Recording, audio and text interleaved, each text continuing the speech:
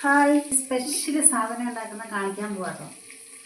അതായത് ഞാൻ ഡയറ്റിന് കഴിക്കുന്ന സംഭവം. ഇതെന്താണെന്ന് എല്ലാവർക്കും അറിയാലോ. ചോളം അഥവാ പോപ്കോൺ എന്നൊക്കെ പറയും. ഇത് സാധാരണ ഡയറ്റ് ചെയ്യുന്നവരെല്ലാവരും തന്നെ കഴിക്കുന്ന സംഭവമാണ്.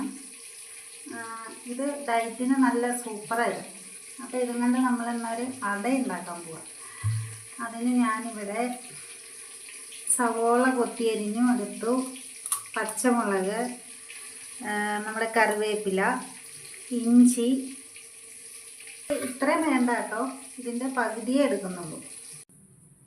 കട്ട് ചെയ്യട്ടെ, ചുമ്മാ ഒന്ന് കഴുകിയേക്കാം അല്ലേ.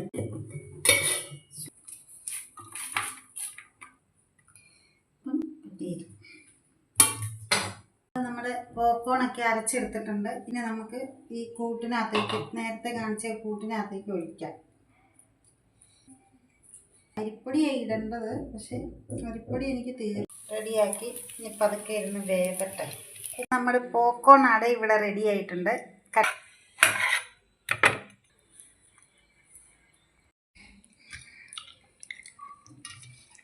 ഇത് വേണം.